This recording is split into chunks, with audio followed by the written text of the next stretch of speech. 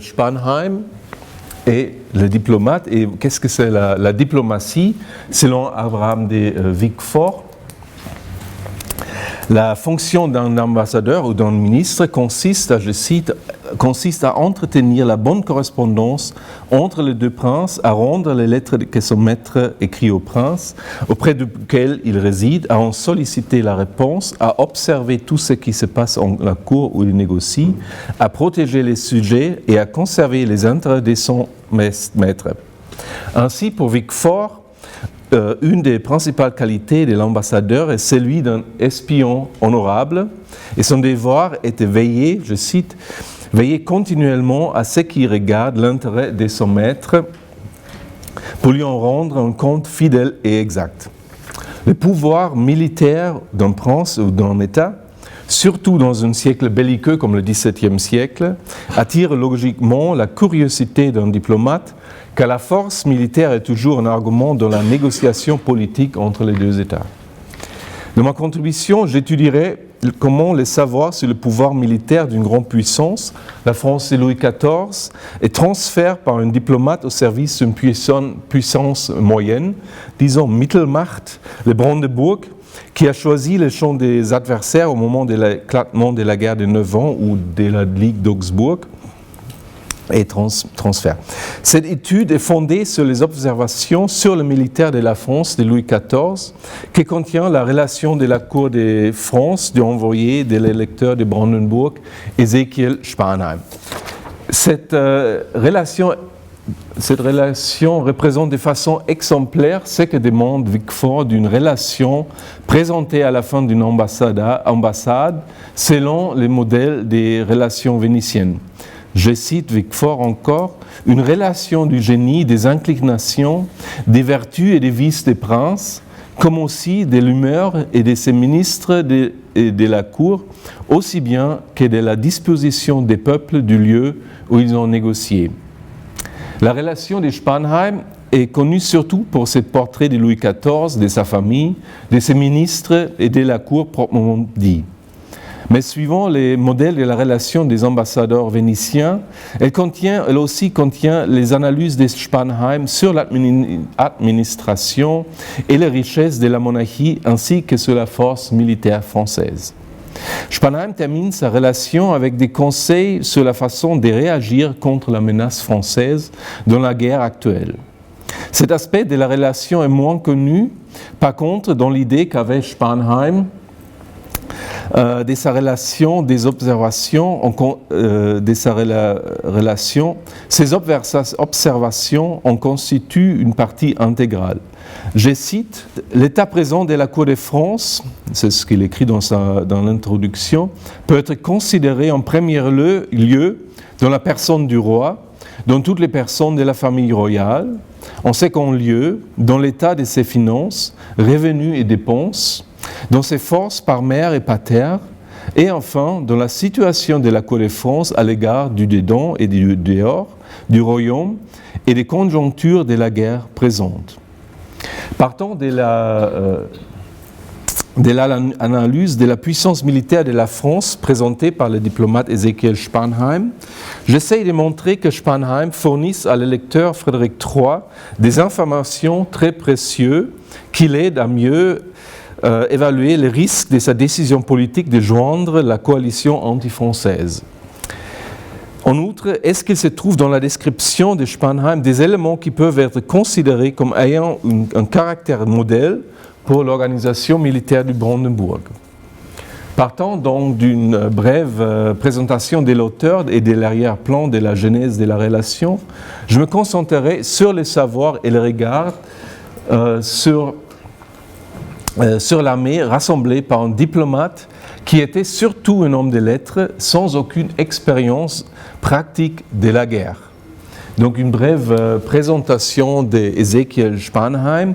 Je ne vais pas beaucoup dire, vous avez là sur les slides les informations les plus importantes. Il faut ajouter que la famille de Spanheim était profondément enracinée dans le milieu du calvinisme international.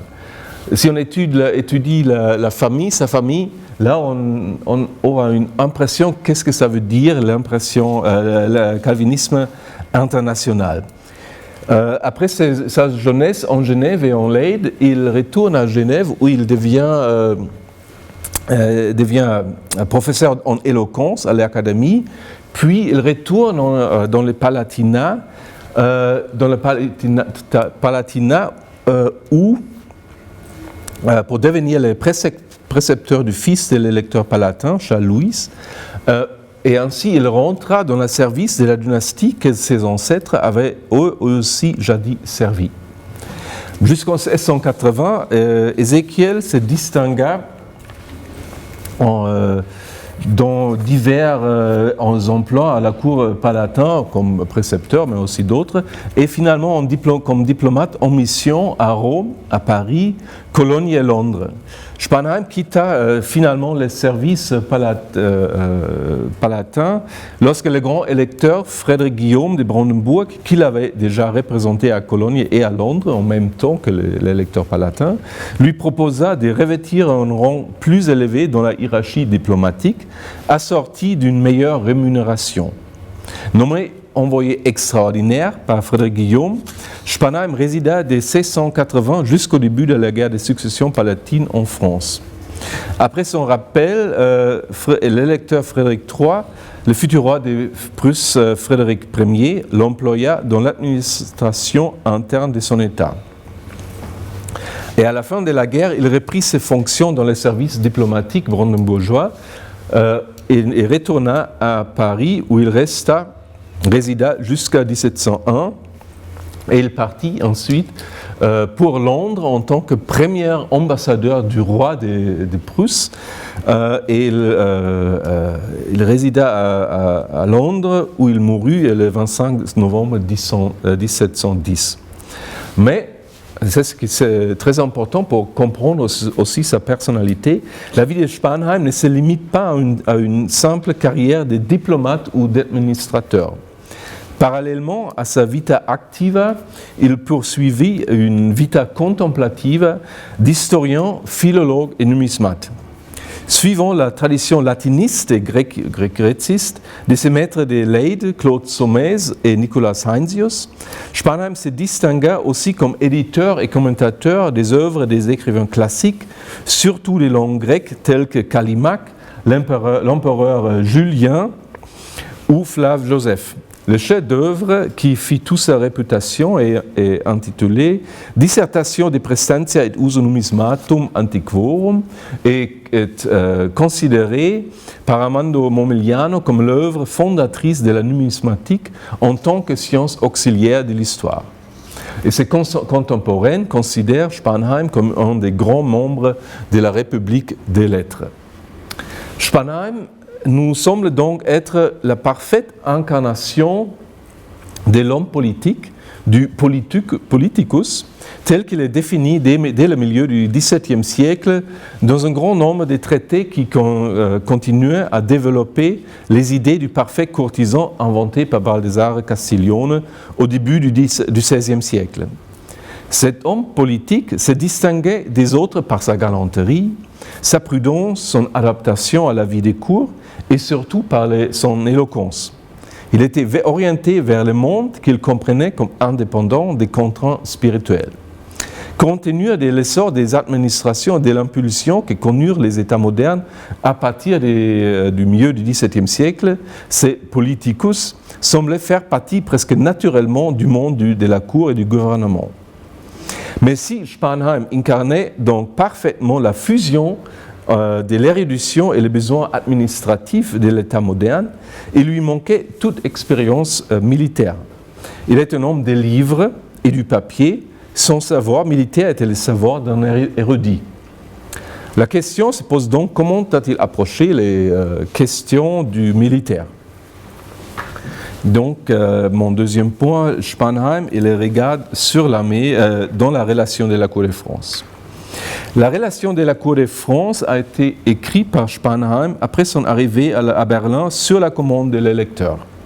Ce travail est le fruit de ses années en France, Mais en même temps, la relation permettait à Spanheim de se présenter en tant qu'expert de la France et des relations internationales à la cour de Berlin. Spanheim n'avait que peu de contact avec le milieu des dirigeants de la politique brandebourgeoise. Il était la première fois à Berlin en 1684 seulement. Avant, il n'avait jamais été dans le Brandebourg ni à Berlin. Donc la relation servait en même temps comme moyen de trouver une place dans l'administration de l'électorat. Par contre, et il me manque le temps pour une recherche plus profonde et pour se développer, l'électeur ne choisissait pas Spanheim comme conseiller des politiques extérieures, mais l'employait dans les fonctions culturelles, disons, comme la direction de la bibliothèque électorale et dans les conseils d'administration des immigrés huguenots. Tournons maintenant vers la relation. L'analyse des structures de la monarchie française est précédée par une suite de portraits de Louis XIV et des membres de sa famille, bien sûr, mais aussi des ministres et des grands prélats de la France. Des remarques de Spanheim sur les finances de la monarchie précèdent les observations sur la puissance militaire. Bien qu'il valorise le travail de Colbert pour le rétablissement des finances, il relativise dans sa résumé la richesse du royaume en indiquant que, je cite, « les dépenses excessives même en temps de paix ». Il cite notamment les coûts de Versailles, sa construction et son entretien, les pensions pour les cotisants et les domestiques, je cite les gratifications ou à des maîtresses, ou à des favoris, ou à des créatures, fin citation, mais surtout les dépenses militaires dans un sens large. Outre la construction des forteresses, il nomme l'achat de Dunkerque, et je cite l'entretien des forces des terres ou celles des mers, et finalement les subsides pour les alliés. Et Spanheim conclut, c'est qui tout ensemble, surtout sous un règne aussi fastueux, et on s'efforçait en toute rencontre de faire éclater le bon ordre, la pompe et la magnificence, n'a pu qu'en consumer annuellement les plus clairs et les plus certains revenus de la couronne, quelque grands qu'ils fussent, et vider le trésor royal. Spanheim considère que ces problèmes de budget s'avèrent cruciaux quand il s'agit de juger la situation actuelle du rapport des forces entre la France et ses adversaires. La description des forces du roi par mer et terre, comme il l'appelle, est développée autour de plusieurs angles ou perspectives. Il commence avec l'analyse de la puissance maritime qu'il considère comme l'œuvre de Colbert. La puissance maritime réside, selon Spanheim, outre cela, je cite, situation favorable d'un côté avec plusieurs ports considérables sur les deux mers, finalement sur 5 piliers. Premièrement, la situation géopolitique de la France, possédant des longues côtes sur l'Atlantique et la Méditerranée, avec plusieurs ports qui facilitent, selon Spanheim, les échanges économiques et surtout l'import des blés. Parmi les ports, il nomme outre La Rochelle, les ports soi-disant nouvelles, dont l'essor était lié aux réformes de Colbert, comme Rochefort, Brest et Toulon. Spanheim est bien informé des projets maritimes de Louis XIV. Il mentionne même la construction du nouveau port d'Ambleteuse sur la côte de la Manche, projet abandonné pendant les années 90. La qualité et le nombre des vaisseaux de ligne contribuent à la force maritime de Louis XIV. Spanheim sait bien faire la différence entre les types de vaisseaux de guerre, c'est-à-dire vaisseaux de ligne, les ronds et les galères. Et troisièmement, Spanheim insiste sur la facilité d'équiper les vaisseaux et les mettre en état pour les campagnes. Il loue particulièrement la bonne administration de la marine comme œuvre du marquis de Seignelay, ainsi l'école de l'apprentissage du métier du soldat maritime. Mais il indique aussi les problèmes actuels du recrutement provoqués par la persécution des Huguenots qui constituaient un grand nombre de conscrits dans la Poitou et au long de la côte de l'Atlantique. Spanheim prévoit aussi un manque de bois pour la construction des vaisseaux si la guerre s'éternise. Quatrièmement, parmi les commandants, Spanheim évoque en premier lieu les exploits des Duquesne, morts en 1688. Il liste ensuite les officiers actuellement en service, comme Tourville, les maréchals d'Estrées et d'autres. Et dernièrement, ce qui concerne la marine, Spanheim fait allusion au changement des stratégies maritimes de Louis XIV qui aura lieu pendant la guerre de la Ligue d'Augsbourg. Louis XIV abandonnait, après 1689, lentement, la guerre des escadres. Spanheim insiste sur les effets des capers français sur les commerces néerlandais, mais en même temps, il n'oublie pas d'indiquer les pertes des Français infligées par les capers hollandais. Puis, Spanheim se tourne vers l'armée des terres avec une méthode d'analyse pareille. La description des armes, cavalerie et dragons, l'explication des différends entre cavalerie légère et dragons, l'estimation du nombre, les commandeurs des différentes compagnies, l'infanterie, la différence entre maison du roi, garde française, garde suisse et les autres régiments, l'organisation des régiments, tout ça est précédé d'une analyse des structures des forces des terres. Cette analyse des structures de l'armée des terres commence avec l'indication sur les grands revenus qui permettent de mettre sur pied des grandes forces et donne ainsi un avantage sur les ennemis de la France qui ne disposaient pas de ces moyens. La géopolitique des frontières facilite la défense du territoire. Louis XIV peut ainsi recueillir les fruits des guerres antérieures qui avaient permis la conquête des villes et forteresses dans les Pays-Bas espagnols et l'acquisition de la Franche-Comté.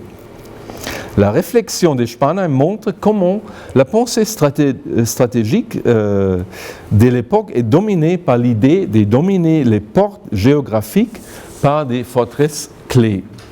Je cite que Louis XIV a pris, je cite, trois importantes places telles que Luxembourg, Strasbourg et Casale. Aussi les régatons en France comme les trois clés qui pouvaient fermer l'entrée dans le royaume du côté des Pays-Bas, de l'Italie et de l'Empire, rompre les communications et les secours des armées de ces mêmes puissances et au contraire donner à la France des passages libres et proches pour les attaquer au besoin. Spanheim a bien compris que le but de Louis XIV était de défendre les exploits de la guerre des dévolutions et de la guerre d'Hollande. La construction de la soi-disant ceinture de fer est évoquée ainsi que l'aspiration de fermer toute l'entrée dans les royaumes du côté du Rhin. L'armée de Louis XIV a réussi de contrôler tous les passages du Haut-Rhin, de Breisach jusqu'à Philippsbourg. Par contre, son offensive vers le Bas-Rhin a été repoussée, notamment, Spanheim n'oublie pas de les mentionner, par les forces de l'électeur de Brandenburg. Cette stratégie de la terre brûlée pratiquée par l'armée française tout au long du Rhin, de la Baden jusqu'au Palatinat, est bien sûr condamnée, étant, je cite, injuste, cruelle et fort opposée à toutes les lois et la pratique d'une guerre juste, d'ailleurs de l'humanité et du christianisme.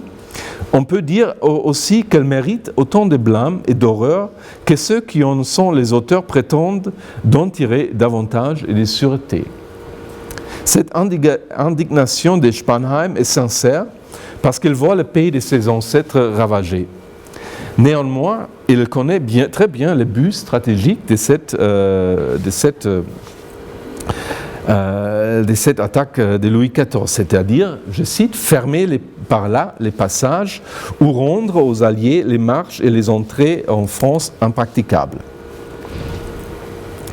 Ces réflexions sur la conduite de la guerre actuelle sont suivies des remarques sur les structures profondes de l'armée française.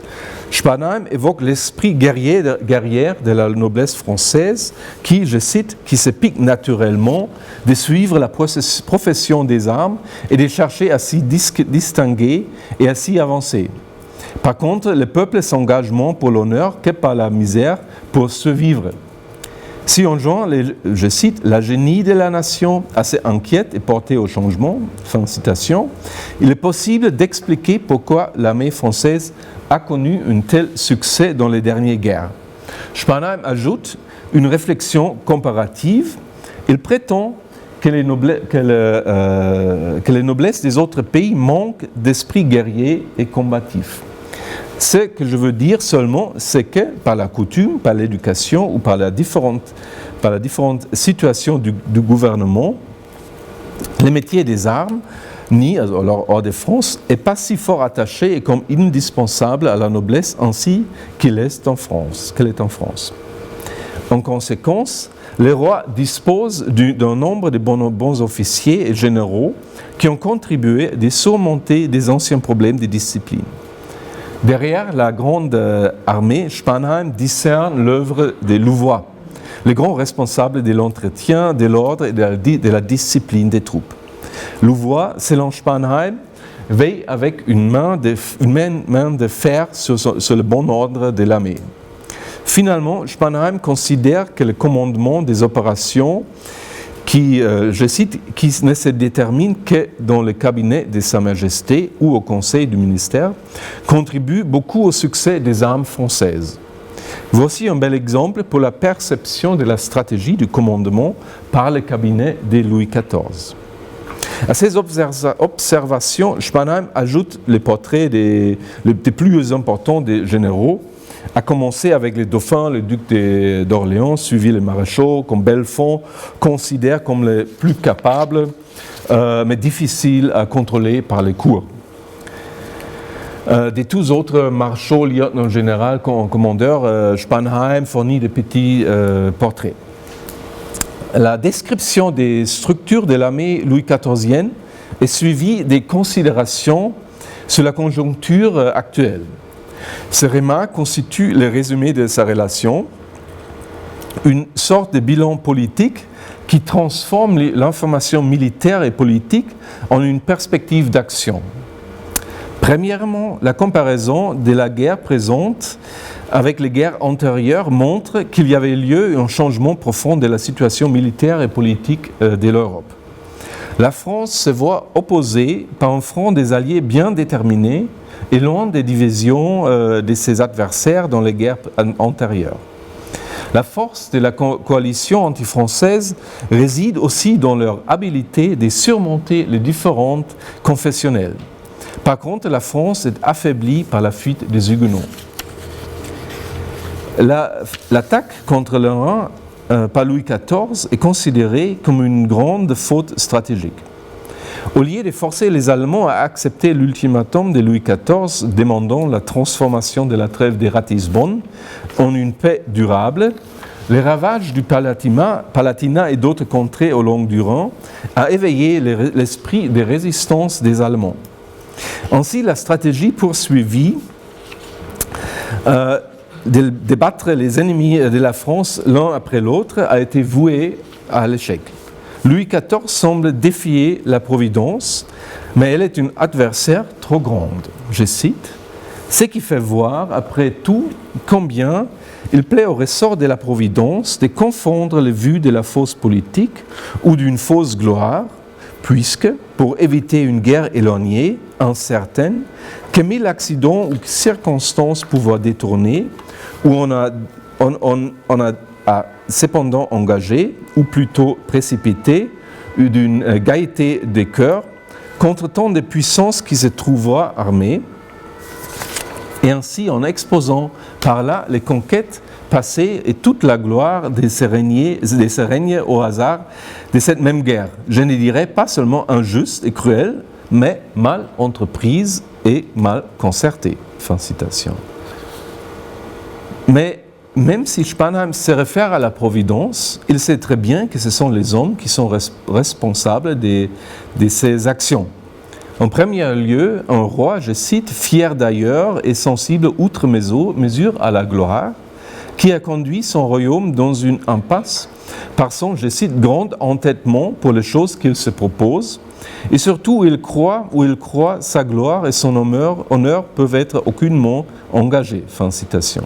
C'est fable de l'homme, pourrait aussi conduire Louis XIV de sacrifier ses véritables intérêts, selon Spanheim.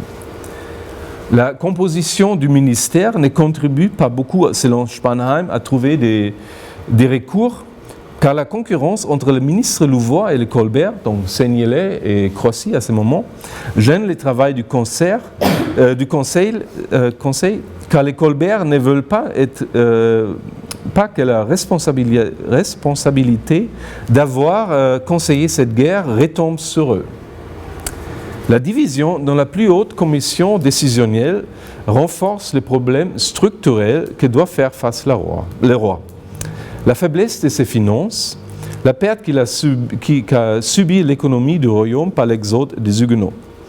Cette faiblesse des ressources mène de façon conséquente à diverses faiblesses structurelles de la machine de guerre dont Spanheim a déjà fait allusion. Par exemple, les faiblesses structurelles de la marine concernant la construction, l'armement, le manque de bons matelots et la recherche d'une stratégie maritime.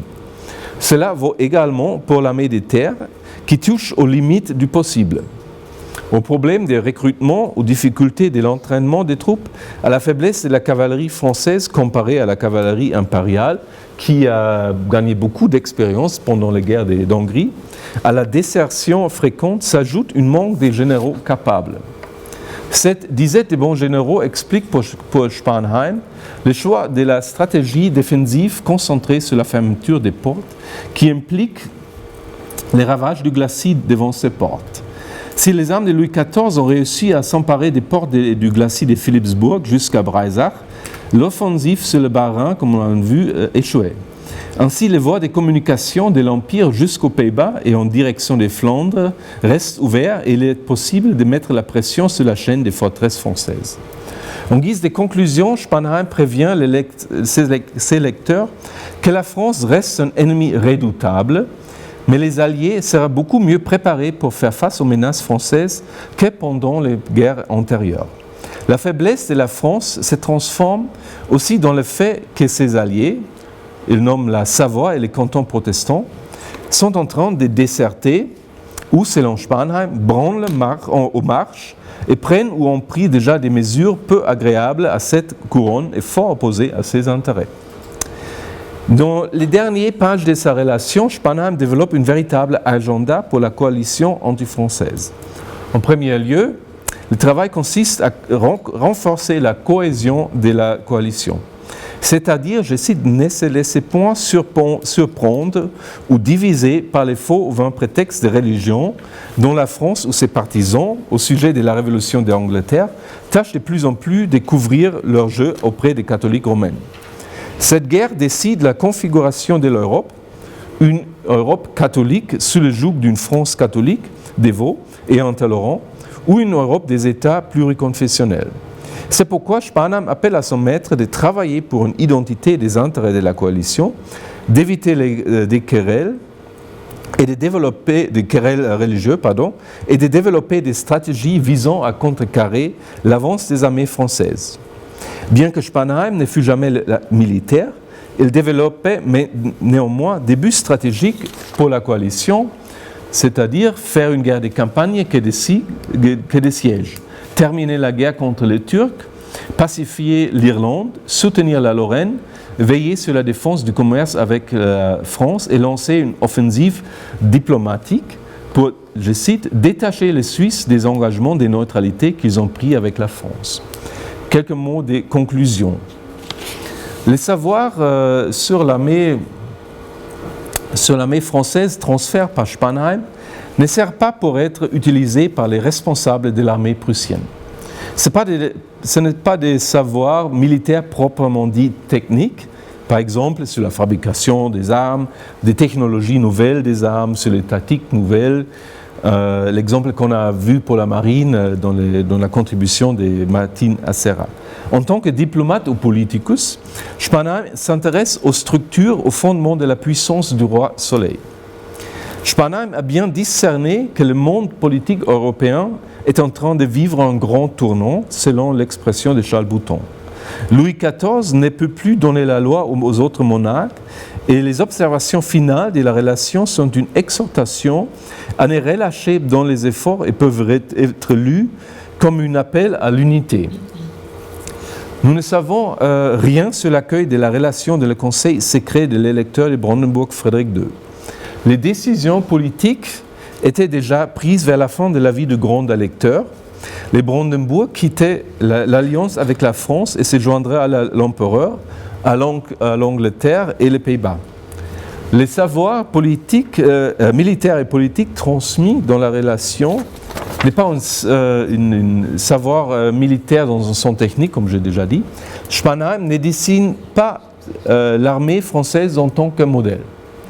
Il décrit le fort et le faible, mais la perspective qui domine son analyse est un regard politique. Ainsi, il insiste toujours sur le rôle des personnages, soit des généraux capables de servir de l'instrument qu'est l'armée française, soit des Louvois et l'administration qu'il préside. Spanheim, qui a fait la connaissance des Louvois pendant son séjour, souligne la grande responsabilité des Louvois pour le déclenchement de la guerre présente et insiste en même temps sur ses qualités en tant que secrétaire d'État à la guerre. Et dans son compte, pour finir, dans un compte rendu dans le Figaro de ce week-end sur la nouvelle biographie des Louvois, de Jean-Philippe Sénat, un certain Jean-Marc Bastière insiste sur le fait que Louvois, je cite Bastière, a permis à Louis XIV de créer les fondations d'un État moderne et faire de son royaume la première puissance militaire de l'Europe. Spanheim ne dirait pas le contraire, mais il insiste, et la relation de la Cour de France en prouve, que la France des années 1680 est certes une grande puissance, mais en même temps un colosse aux pieds d'argile. Merci beaucoup pour votre attention.